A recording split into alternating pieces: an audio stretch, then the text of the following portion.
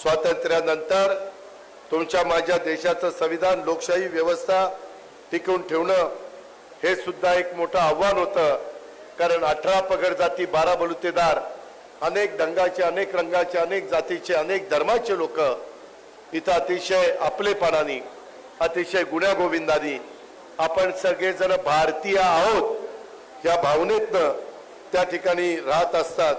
देशवासियांच्या कितीतरी पिढ्यांनी आपल्या दृढ संकल्पातून आपल्या त्यागातून संघर्षातून हे आव्हान सुद्धा पेललेलं आहे।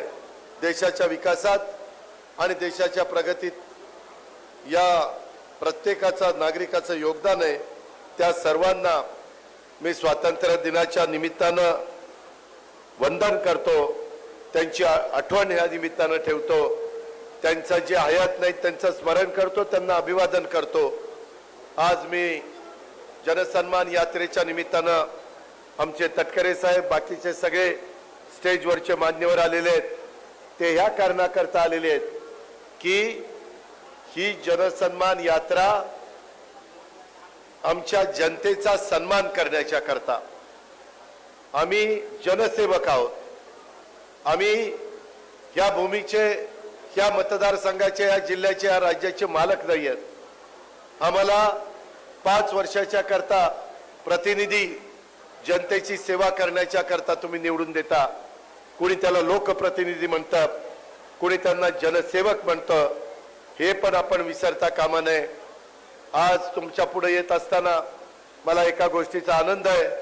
तटकरे साहेब मधल्या काळामध्ये अर्थसंकल्प सादर करत असताना आपण सगळ्यांनी फार विचारपूर्वक त्याच्यामध्ये महायुतीचे सगळे आमचे घटक असतील, आमचा राष्ट्रवादी काँग्रेस पक्ष असेल, आमची महिला बाल विकासची मंत्री आदिती तटकरे असेल किंवा बाकीचे सगळे आमचे मुख्यमंत्री उपमुख्यमंत्री आणि सहकारी असतील, सगळ्यांनीच त्यामध्ये लक्ष घातलं।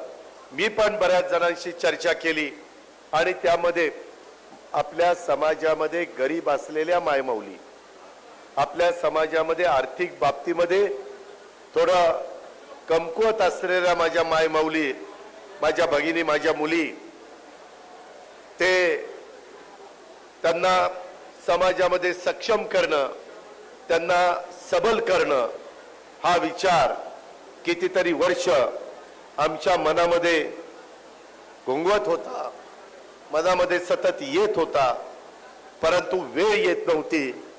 त्यावेळेस आम्ही सगळ्यांनी ठरवलं की आपण मायमौली भगिनींच्या करता पण चांगली योजना आणायची, आमच्या मुला मुलींच्या करता चांगली योजना आणायची, आमच्या शेतकरी वर्गाकरता चांगली योजना आणायची।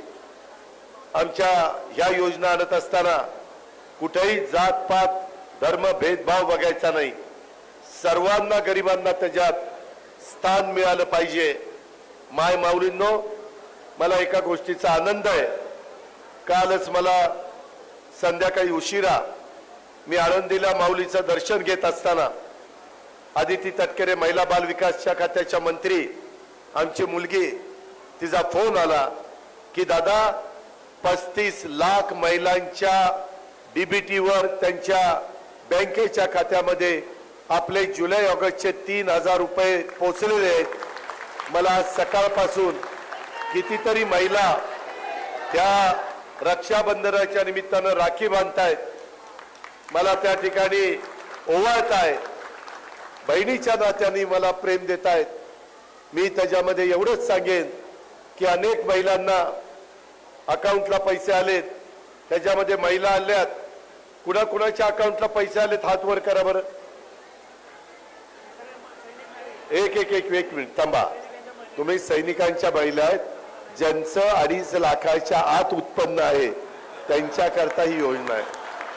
ही आमच्या मायमाऊली खुरपणीला जाणारी, कचरा वेचणारी, काचा वेचणारी, धुणभांडी करणारी, झाडू पोतना करणारी, ही आमची गरीब महिला आहे। ज्यावेळेस आपण ग्रामीण भागात जातो, आमच्या झोपडपट्टीमध्ये स्लम मध्ये जातो, त्यावेळेस ती आमची मायमाऊली, आमची मुलगी, आमची भगिनी फार कष्टाचं काम करत असते आणि तिलाही आपल्याला एक प्रतिष्ठा प्राप्त करून द्यायचंय, सबल करायचंय। म्हणून ही योजना आणलेली आहे. आपण सगळ्यांनी त्याचं स्वागत केलेलं आहे. खूप मोठा प्रमाणावर महिला वर्ग पुढे आलेला आहे. आज देखील आज उद्यापर्यंत अजून त्याच्यामध्ये 55 ते 60 लाख महिलांच्या अकाउंटला त्या ठिकाणी निधी जाणार आहे. आणि 17 तारखेला राज्याचे मुख्यमंत्री, मी आणि देवेंद्र फडणवीस आणि आमचे सगळे आमदार पुण्याचे, ते लोकप्रतिनिधी आदिती तटकरे, हे सगळे बालेवाडीला आम्ही हजर राहणार आहे. आणि तिथून मोठ्या प्रमाणावर आम्ही 19 तारखेला नारळी पौर्णिमा, 19 तारखेला रक्षाबंधन आहे. आणि त्या रक्षाबंधनाच्या आधी आमच्या बहिणीला एक ओवाळणी टाकायचं, ओवाळणी देण्याचं, तो तिचा मान आहे, तो तिचा सन्मान आहे. आम्ही उपकार करत नाही. आम्ही आमची जी काही खबरदारी आहे, आमची जी जबाबदारी आहे, ती जबाबदारी आम्ही पार पाडतोय. परंतु त्याच्यात देखील विरोधक राजकारण करतात. या गोष्टीचं माझ्यासारख्याला वाईट वाटतं. माझ्या शेतकरी बांधवांच्या करता फ्री वीज, माझ्या गरीब मुलींच्या करता फ्री कॉलेजचं शिक्षण, माझ्या गरीब महिलांच्या करता जवळपास 52 लाख कुटुंबाला आम्ही फ्री 3 गॅस सिलेंडर वर्षाला, त्याचबरोबर दुधाला 5 रुपये अनुदान आमच्या दूध उत्पादक शेतकऱ्याला.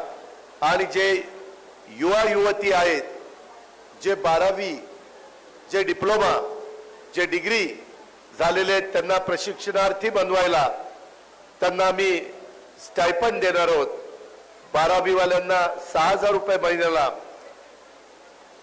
डिप्लोमा वाल्यांना 8,000 रुपये आणि ग्रॅज्युएटच्या माणसांना, मुला मुलींना 10,000 रुपये हे त्यांना प्रशिक्षण आम्ही देणार आहोत. उद्याच्याला त्यांना कुठली नोकरी मिळावी, त्यांनी स्वतःच्या पायावर उभं राहावं, त्यांनी तो छोटा मोठा व्यवसाय करावा, अशा प्रकारची भावना ही आमच्या सगळ्यांच्या मनामध्ये आहे.